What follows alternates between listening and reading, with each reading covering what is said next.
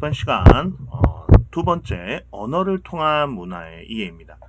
언어 분석이 해당 문화를 이해하는데 어떤 중요한 정보를 제공하는지 제시할 수 있고, 언어 이해를 바탕으로 문화를 이해하는 올바른 태도를 가질 수 있다라는 것이 이번 수업의 학습 목표입니다. 우리가 언어와 문화의 관계를 보았을 때, 문화의 여러 요소 중에 우리가 언어는 우리가 동물과 유일하게 구분되는 인간만이 가진 기호 체계입니다. 간단한 의사소통을 하는 동물들은 있어요. 우리가 확인된 것만 해도 바닷속에 사는 포유류들이죠. 돌고래, 범고래, 고래 등 음파로서 의사소통을 하고요. 그 다음에 우리 앞에서 봤던 침팬지나 유인원, 영장류 같은 종류들도 어떤 표현을 하고요. 가르쳐주면 정말 사람과 비슷한 느낌으로 표현을 합니다. 자, 그리고 새들한테서도 그런 것들이 조금 나타난 것을, 특히나 이제 노랑부리 앵무새, 특정 종들이 몇 개 있어요. 이 아이들은 정말 언어를 잘 습득한다고 합니다. 자, 하지만 인간이 가장 유일하게 언어를 사용하여 기호 체계를 남기는 것이죠. 자, 그래서 이제 우리가 지적 또는 사회적 활동을 가능하게 하고요. 이 언어만이. 자, 그 결과물을 다음 사에 전달해주는 중요한 역할, 축척을 통해서 우리가 지식 전달이 가능하다 그랬죠. 전달이 가능함을 우리가 앞에서 배웠습니다. 자, 그래서 이제 언어는 문화의 한 부분인가 동시에 이런 문화 자체를 떠받치고 있는 가장 기초적인 바닥이라고 할 수 있겠죠. 자, 그래서 이제 언어가 문화를 결정한다고 보는 입장과 문화가 언어를 결정하고 보는 두 가지 큰 입장이 있는데요. 하나는 이제 언어 결정론. 자, 언어를 사용하는 사람들은 그 언어를 통해서 세계를 바라보니까요. 언어가 문화를 결정한다라는 언어 결정론자들. 자, 사람들의 사고 방식, 문화 그리고 세계관까지도 결정하는데요. 자, 왜냐면 이제 우리가 말을 통해서 배우게 되죠. 그러다 보니 인간이 말하는 것, 인간의 의지대로 표현되는 것이 아니고 이제 우리가 이제 말하는 것에 의해서 우리가 의한 표현 이런 것들이 되는데요. 여러분들 조금 우리가 지적인 언어 수준을 사용하지 않고 언어에서도 인격이 보인다고 하는데, 우리가 제대로 배운 바른 말을 쓰지 않고 조금 비속어라든가 이런 거 쓰면 여러분들 보기에는 어떻습니까? 그렇죠. 굉장히 좀 좋지 않아 보이죠. 그죠? 며칠 전에 좀 그런 사고를 봤는데, 둘이 나이 많으신 분과 나이가 좀 한참 어리신 아들뻘 되는 분이 두 분이서 싸우고 계시더라고. 보기 좋지는 않았어요. 제가 보기엔 어느 분이 잘못하는지 모르겠지만 그래도 어르신한테 그러면 안 되지. 자, 그래서 이제 여기 읽기 자료 잠깐 볼까요? 여기 사피어와 워프의 가사를 보면 사피어, 에드워드, 워프, 브라운, 브레넌. 자, 언어가 사상이나 경험을 전달하는 도구이자 비판의 기준으로 인간에게 작용한다고 주장했는데요. 자, 워프는 언어가 인간의 공간에 대한 개념을 규정한다는 것을 아메리카 호파족과 평균적 유럽인들을 적용해서 설명했는데요. 여기 보면 그 당시의 유럽인들 시간은 객관화되어 있는 것이죠. 왜냐하면 12시간을 나눴잖아요. 그지? 지구 자전을 통해 12시간을 나누었기 때문에 굉장히 객관화된 수치죠. 자, 그런데 이 호피족은 관습적인 거였대요. 관습적인 거. 그래서 이렇게 명확하게 구분을 짓지 않고 그냥 관념상 흘러가는 것으로 인식했다고 합니다. 자, 그래서 이렇게 보면 이제 사피어와 워프는 사람들의 경험과 사고방식을 통해서 시간, 계절, 이 모든 이런 것들을 피할 수 없는, 사람이 이것을 피할 수 없다라는 언어 결정의 입장을 취한다고 볼 수 있다고 얘기를 하고 있습니다. 그러면 자, 우리 무지개색은 우리는 뭐라고 합니까? 우리 7개 색 무지개라고 얘기해요. 근데 이제 우리가 빨주노초 파란보, 과학적으로 증명은 되긴 했는데 우리나라에서는 무지개를 7개 색깔로 표현한다고 하는데요. 그러면 외국에서는 몇 개나 표현을 하는지 좀 궁금하긴 한데 우리가 같이 한번 알아보도록 합시다. 자, 그 전에 이제 이렇게 언어 결정론을 주장한다 그러면 또 다양한 비판도 받을 수 있겠죠, 그죠? 자, 언어가 다르면 사고방식과 경험도 다르고 문화의 양상도 달라진다는 이런 언어 결정론의 사고는 그쵸, 여러분들. 아니, 불쌍한 사람이나 또는 귀여운 것들 보면 다들 좋다고 하잖아요. 그죠? 불쌍한 사람, 도와줘야 되겠다. 귀여운 거 보면, 이쁘다. 누가 작은 아기 고양이나 아기 강아지, 애기들을 보고서는, 아우, 저 혐오스러워. 그런 문화가 없는 걸 알고 있어요, 저는. 그런 문화는 없습니다. 혐오스러워. 저 당장에 없애버려야지. 이러는 데는 없단 말이에요. 그쵸? 그럼 이거 어떻게 설명할까? 이런 보편 타당한 것들. 자, 그래서 이런 보편 타당한 것들에 대해서 비판을 받고 있죠. 자, 이런 보편성을 인정하는 벌린과 케이의 연구를 보게 되면 인간의 언어는 기본적으로 흰색, 흑색, 적색, 녹색, 황색, 청색, 갈색, 분홍색, 자색, 적황색, 회색이 있는데 이 중 흰색과 검은색은 그 어떤 언어에서도 존재한다라고 합니다. 자, 그래서 인류 역사에서 언어는 변하지 않았어도 문화가 변한 경우는 쉽게 찾을 수 있는데요. 자, 여기 보게 되면 여기 예를 들어서 6세기 크리스토교 문화가 들어온 영국 이후 정치제도 뭐 정치적 변화 엄청나게 변하죠. 자, 그래서 문화 양식들은 많이 변했는데 언어는 변하지 않았다고 합니다. 구소련 연맹 각 공화국도 여전히 러시아어를 사용하고요. 자, 그렇게 되면 여기 밑에 색깔로 표현되는 가치관과 사고방식 한번 볼까요? 자, 언어로 표현되는 색깔에도 문화권마다 서로 다른 가치관과 사고방식 들어간다고 합니다. 자, 여기 보면 재밌는 것들이 좀 있죠. 왜냐면 이제 우리나라 문화권, 아시아 문화권을 한번 보고요. 그 다음에 여기 남미와 사우디아라비아 한번 건조 문화권도 한번 보도록 합시다. 자, 일본, 중국, 한국. 우선 비슷한 우리 쌀 문화권의 한자어 문화권, 유교 문화권 사람들 한번 보죠. 피태한 깃발 흥분이나 공포, 행복과 경사, 흥분과 경고. 중국인은 굉장히 긍정적인 면으로 적색을 표현하고 있군요. 그죠? 긍정적인 거. 여기도 피, 태양 뭐 이런 것들은 긍정적인 거지만 여기도 약간 이런 것들은 조금 위험하다라는 쪽으로 표현하고 있고요. 난민들도 흥분과 행복과 축제라고 긍정적인 면으로 얘기를 하고 있고, 사우디아라비아도 신부 왕실, 이것도 뭐 부정적인 건 아니네요. 그죠? 그 다음에 적색. 자, 공통적으로 일단은 백색과 흑색을 한번 볼까요? 백색, 일본에서 행복과 슬픔. 긍정과 부정이 다 들어가 있네요. 행복, 순수함, 조의를 표현한다. 순수 자유공감. 흑색, 정중한 슬픔, 비애, 장례식, 정중함이죠. 어두움, 조의, 그렇죠. 오, 이건 비슷하군요. 모든 문화권에서 비슷하게 나타납니다. 황금색, 잘 쓰는, 일본은 잘 쓰지 않는군요. 남미는 부하특권, 행복, 부하특권. 그렇군요. 이쪽도 다 비슷하게 사용되고 있군요. 금색도. 자, 그래서 조금 비슷하게 사용되고 있다는 걸 우리가 알 수가 있죠. 그러니까 이제 아예 다른 거 한번 볼까요? 아예 다른 거. 황색, 바보스러움, 신전전야, 선망과 질투, 적색, 황색이 따뜻한 풍요. 우리는 매우 긍정적이군요. 얘도 긍정적. 이건 조금 부정적. 적색은 뭔지 모르겠네. 녹색, 시작, 성장, 봄, 안녕, 행운부. 녹색도 비슷하게 다들 나타나고요. 청색은 어떨까요? 청색, 바다, 우울함, 행복, 순수함, 시원함. 이것도 긍정, 부정.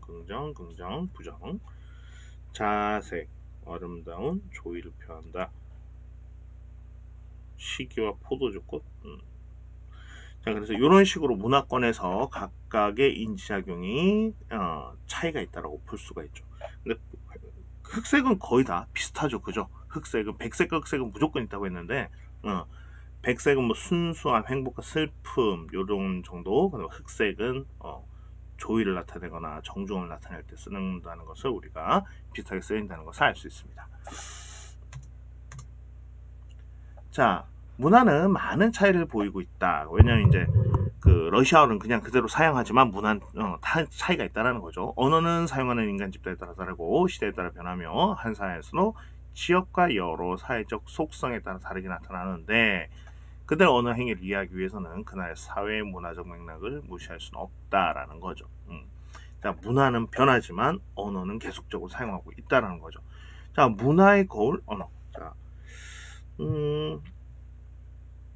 언어와 문화는 매우 밀접한 상관관계에 있는데요.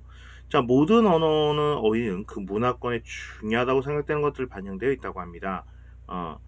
자, 그 당시에 산업화되지 않은 사회에서 나타난 스웨덴의 키루나에서 눈을 묘사하는 단어가 무려 500개, 술록과 관련된 단어는 수천 개에 이른다고 합니다.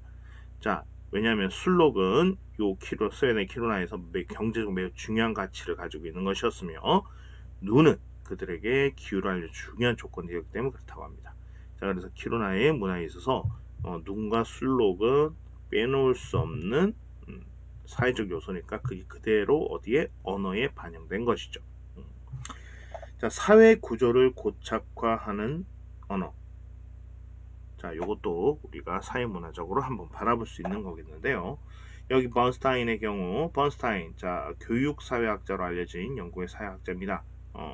학생들의 언어를 깊이 연구했고요. 종합교육 이론가로서 큰 영향을 끼쳤다고 하는데 한번 볼까요? 자, 여기 보면 언어는 특정 사회 구조와 사람들의 언어를 사용하는 서로 관련되어 있다고 믿었다. 그래서 여기 한번 볼까요? 솜사탕을 사달라고 조르는 아이의 가와 나의 어머니가 서로 다른 언어적 반응을 보이는 것을 착안해서 한번 봅시다. 자, 우선 가에서 가. 자, 어머니는 솜사탕을 먹으면 안 되는지에 대해 아이에게 설명하지 않고 그냥 굉장히 제한된 코드의 언어. 잠깐만, 요즘 금쪽 같은 애 새끼랑 비슷하네요. 그죠? 제한된 언어를 사용해서 사용했고요. 안 돼. 그죠? 자, 나는 이유를 상세히 설명하는 정교한 코드의 언어를 사용했습니다. 자, 지금 치과 치료 때문에 지금은 먹을 수 없다라고 얘기를 하고 있죠. 자, 이런 형식의 언어 교육이 가정에 반복적으로 발생하면 가해 유형에서 나타날 수 있는 가해 유형. 자녀들은 정교한 코드의 언어로 수업을 진행하는 학교에 다닐 때 상대적으로 불리한 입장에 놓이게 됩니다. 그렇죠. 여러분들, 우리 학교에서 선생님 설명해 이것은 왜 이렇게 되는지에 대해서 굉장히 정확하고 정교한 언어적 체계를 이용해서 설명을 합니다. 근데 이렇게 제한적으로 그냥 no, yes, no 이렇게 교육을 받게 되면 이제 학교에서처럼 굉장히 길게 왜 이게 이렇게 되며 이것을 대해서 이렇게 하면 안 되고 왜 이런 걸 해야 되고 이런 것들에 대해서 잘 못 알아듣는다는 거죠. 자, 불합리한 입장에 놓이게 되는데 결국 학교 교육을 통해 현재 지위를 더욱 고착화한다고 주장했습니다. 아하. 자, 왜? 아마 이런 식으로 대답하는 부모님과 이런 식으로 대답하는 부모님들 간의 어떤 상관관계에 대해서 설명을 하려고 했나 봐요. 그리고 이런 가정의 정도, 가정의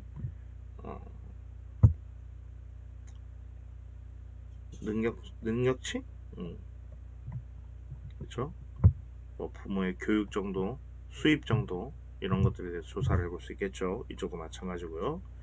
자, 선생님이 그냥 대충 눈찜작으로 아마 조사해 본 것은 아마 이쪽이 훨씬 더 수입이나 지적인 능력 면에서 높을 거라고 그냥 예상이 됩니다. 자, 그래서 이제 근데 이게 이제 고쳐야 된다는 거죠. 왜냐하면 이런 교육 수준 낮은 정도로 계속 반응을 하게 되면 이 아이들은 계속적으로 낮은 정도의 수업과 지적 능력을 가질 테고 이쪽은 더욱더 높은 지적 능력을 가질 수 있겠죠. 그런 차이가 있다라는 겁니다. 자, 그래서 이제 이처럼 호칭의 의미를 부여하는 것, 호칭을 결정하는 방식에도 사회문화가 반영되어 있다라고 볼 수 있다. 자, 그래서 성씨 뒤에 직함을 붙이는 우리나라와 달리 유럽, 독일은 직함 앞에 경칭을 붙이고 직함 뒤에 성을 붙임으로써 격식을 찾으러 호칭을 사용한다고 합니다. 독일 문화를 상징하는 거겠죠. 이런 모습도. 자, 호칭에서 나타나면 우리는 어떻게 하지? 한 사회의 문화의 특징이 이제 언어를 통해 드러나는 사례인데 우리 중에 흔히 보는 거, 우리 전통적인 유교 사회잖아, 그죠? 장유유서, 그죠? 유교의 장유유서. 요새 모르겠습니다. 이제 저게 있는지도 없는지도 모르겠고, 자, 위계 질서에 뿌리를 둔 한국 사회, 우리가 흔히 꼰대 문화? 꼰대 문화 그런 거 아니겠지만, 자, 한국 사회에서 남성이 자신보다 나이가 많은 남성을 부를 때 사람 이름을 부르기보다는 아무개 형이라고 많이 부르는데요.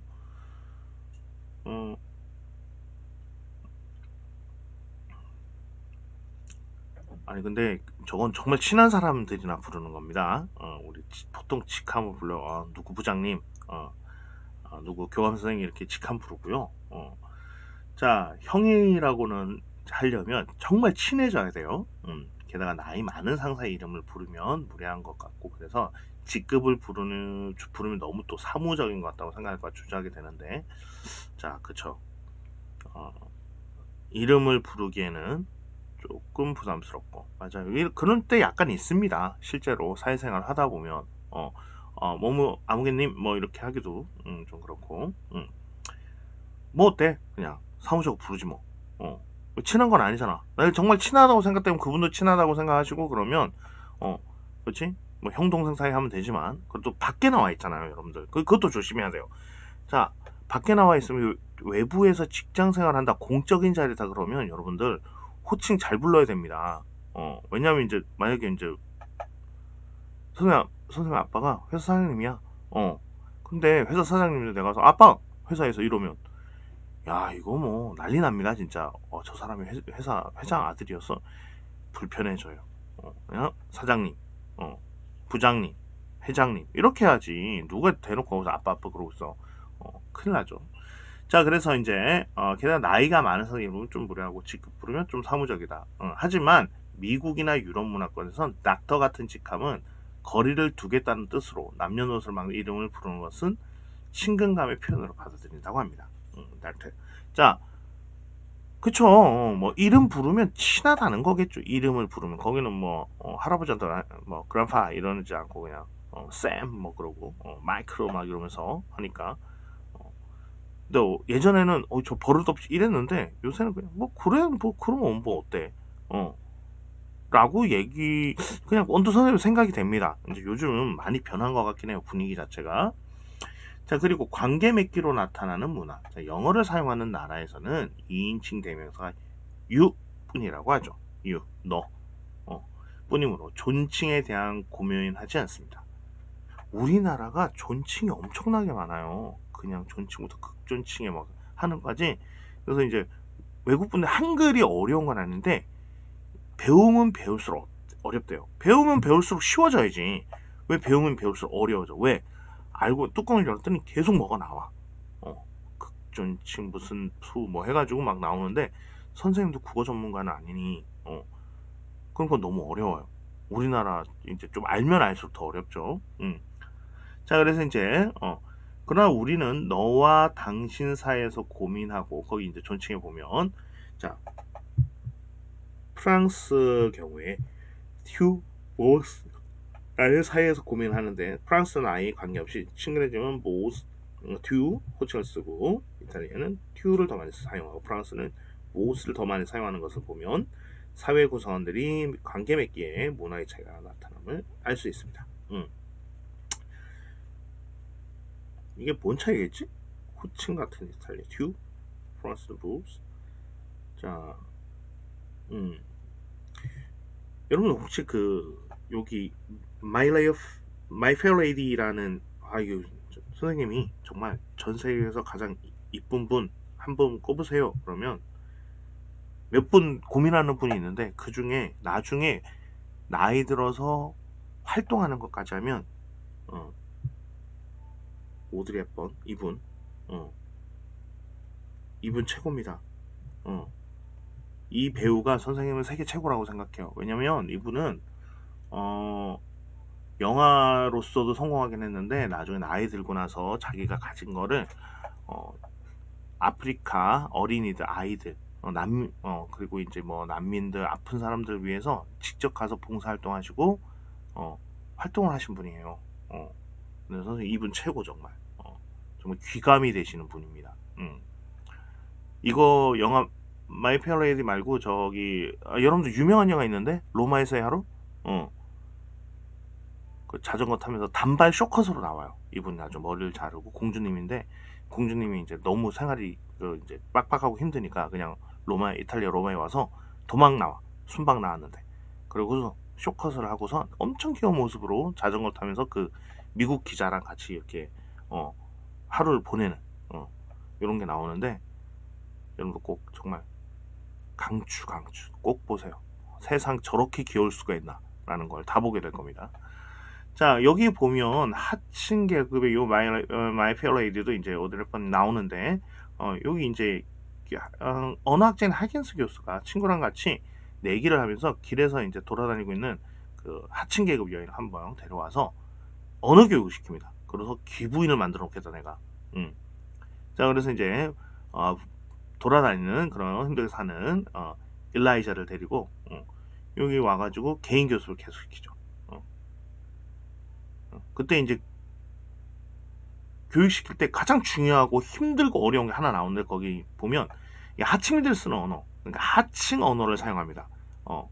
일라이자가. 자, 그러다 보니까 여기에 대해서 이제 귀족들이 쓰는 언어를 어느 지방의 어느 가문이 쓰는 그런 언어를 계속 이제 교육시켜요. 그러면서 언어의 사회적 관계에 대해서 이제 이 영화 보여주는 건데 결국 이제 말투도 고치고 행동도 교육도 받고 이런 식으로 이제 언어의 차이가 이제 사람의 신분을 이렇게 나타낸다 이런 식으로 이제 좀 보여주는 겁니다. 그래서 나중에는 정말 멋있는 숙녀가 되죠.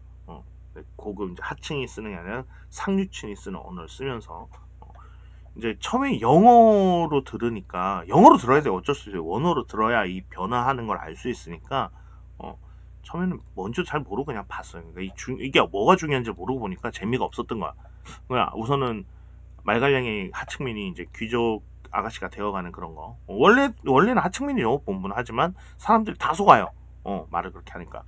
자, 그래서 이런 저기 언어가 사회적 계층 차이를 반영하는 것임을 밝히고 동시에 이제 계층, 연령, 성별, 인종, 종교 같은 사회적 요인에서 언어 분화의 영향이 크다라는 걸 지적하고 있죠.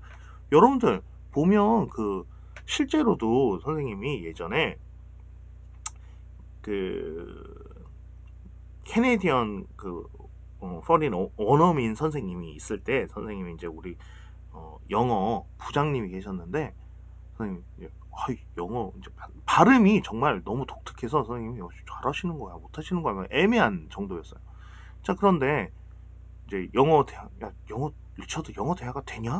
그랬더니 영어 정말 잘하신대. 그래서 무슨 말이냐? 나 회화하시는 거 잘 못 봐서 내가 부장님이 그랬더니만 정말 영국 귀족들이나 쓸 법한 그런 단어와 어휘 그 발음을 가지고 이렇게 그래서 봤더니만 저분이 쓰시는 단어들이 우리 일반인들은 잘 쓰지 않는 귀족들 사이에서 쓰는 고급 어휘를. 그러니까 여러분들 뭐 옥스퍼드 영한사전 같은 데 보면 거기 이제 딱 나오는 단어들. 그러니까 우리 부장님이 이제 공부를 그런 식으로 하신 거지. 옛날 분이라. 정확하게 사전을 외워서. 그랬더니 어휘가 정말 고급지고 세련됐다고. 외국인들 사이에서 대화하면 정말 이 사람 뭔가 좀 배운 사람이다. 이런 걸 딱 느낄 수 있게 한대. 귀족적인 그런 표현을 쓴다는 거야. 그래서 좀 재밌더라고요. 그런 거 보니까 이게 언어가 이게 나타내는구나. 영국에서는 그렇다고 합니다. 실제로 계층들이 쓰는 것과 그다음 귀족층이 쓰는 언어 자체가 다르대요. 발음도 약간 톤도 다르고 저번 선생님이 이제 방송을 보면서 뭘 좀 배운 게 있는데 이제 이런 식으로 언어 자체도 사람의 계층을 나타낸다고 합니다. 자, 그래서 한 사회 안에서 지역과 사회적 속성에 따라 다르게 나타나고요. 언어는 이러한 특성의 언어와 사회문화적 현상 사이에 나타나는 상호작용이 있다는 것을 암시한다고 교과서 나와 있습니다. 자, 그럼 상황에 따라 달라지는 언어가 뭐가 있는지 한번 봅시다. 자, 여기 보게 되면 상황에 따라 달라지는 언어라고 되어 있는데, 자, 언어 사용의 목적이나 사회적 상황에 따라 두 가지 언어 또는 그 이상을 섞어야 되는 경우가 있는데요. 자, 스페인계 미국인이 사무실에서 공적 대화를 할 때는 영어를 사용하고요. 가족들한테는 스페인어를 쓴 뜻이, 스위스는 공적인 상에서 표준 독일어를 쓴다고 합니다. 스위스가 보통 네 가지 쓰거든요. 스위스는 언어를 다 개방했어요. 그래서 쓰고 싶은 언어를 국가에서 네 개를 다 동시에 다 해준다고 합니다. 여기는. 그래서 보통 스위스인들이 보통 4개국어 기본으로 하고 많이 하면 7개국까지도 한다고 해요. 자, 그래서 스위스는 독일을 쓰는 것은 모두 그러한 예에 해당됩니다. 자, 완전히 단일어만 사용하는 집단에서 항상 똑같은 형태의 언어를 쓰는 사람은 없는데, 여러분도 한번 생각해봐요. 여러분 스스로를. 학생들이 학교에서 친구들하고 쓰는 말, 선생님하고 대화 쓰는 말, 집에서 부모님, 형제자매한테 쓰는 말, 아마 다 다를 거야, 아마. 자, 이와 같이 각 상황에 따라 어느 여러 가지 변이형으로 쓰이는데, 문어체나 구어체에 따라 다를 수도 있고, 또 주제와 그 대화 내용이 물리적 한계에 따라 다를 수도 있습니다. 그래서 이런 언어 사용자가 속한 문화가 언어에 투영된 현상으로 할 수 있겠죠. 그죠? 그래서 상황에 따라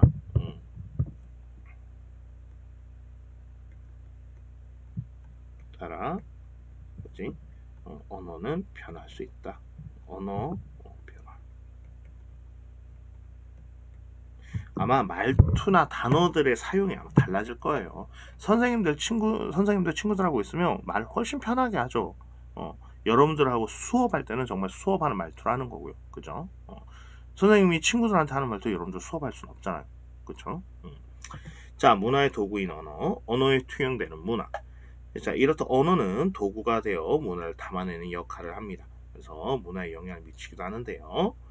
자, 뭐 언어가 구조 문화에 다른 영향을 미치기도 하고, 자, 한 사회는 사람이 언어를 통해서 외부 세계를 지각하고 감정성을 표현하기도 하고요.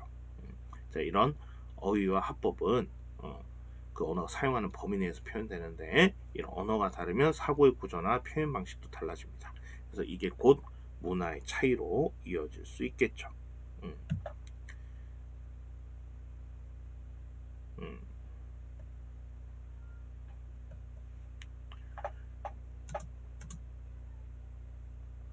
자, 사라지는 언어, 사라지는 문화 한번 봅시다. 여러분들, 원래 언어가 굉장히 더 많았다고 합니다. 우리 그 현존 사회 언어가 훨씬 더 많았다고 하는데요. 지금 없어진 언어들이 굉장히 많다고 합니다. 없어진 언어들이. 왜냐하면 예전 원시 부족이나 이런 것들이 점차 사라지면서 그 원시 부족에서 언어를 이게 말하고 쓰던 분들이 나이가 많으신 분이 배우려는 사람이 없으니 전수도 안 되고 그냥 그분만 알다가 돌아가시면 그냥 끝나는 거예요. 그러니까 여기 이제 읽기 잘 살짝 같이 좀 보면요. 여기 니콜러스 에번스 호주 국립대 교수가 좀 사라지는 언어의 위기를 언급하면서 노인 한 명이 죽는 건 서재 하나가 불타는 것과도 같다라고 얘기하고 있는데요. 자, 지구상에서 사라진 언어의 위기를 추상적으로 다루지 않고 사라져간 언어의 증언자들과 직접 생활하며 겪은 생사의 현장에를 그의 책 아무도 모르는 사이에 죽다를 그 책이 있대요. 선생님도 나중에 한번 사서 봐야 되겠어요. 자, 카야르딜드어는 결코 큰 언어가 아니었다. 아마 절정기에도 화자가 150명이 넘지 않았을 것이다. 그러나 1980년 내가 팻 가보리를 소개받았을 때 카야르딜드어 화자는 40명도 채 남지 않았으며 이들은 모두 중년을 넘긴 사람들이었다. 호주 퀸즐랜드주 벤팅크 섬의 원주민인 팻가보리는 백인식 이름일 뿐 그는 카야르딜드어 본명은 가바라르 징가티 불투쿠이다. 하지만 가야르딜드 부족은 후예 가운데 가야르딜드 완전히 익힌 사람은 단 한 명도 없다. 가야르딜드는 조만간 사라지고 말 것이다.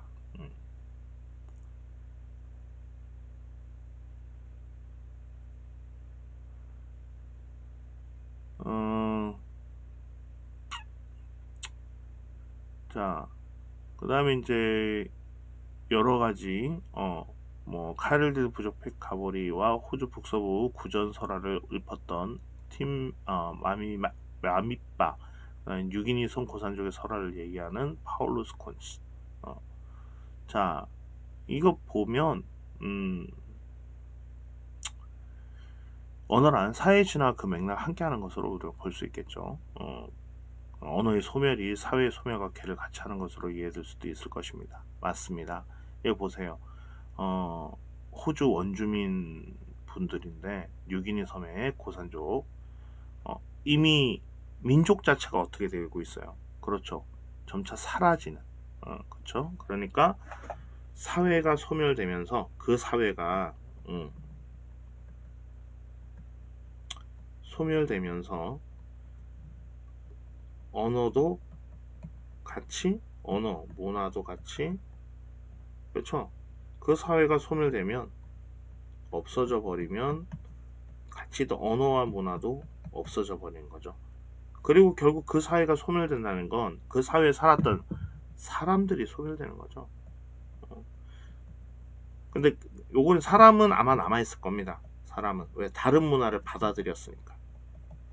하지만 그 사회의 언어와 문화는 없어져 버리는 거죠.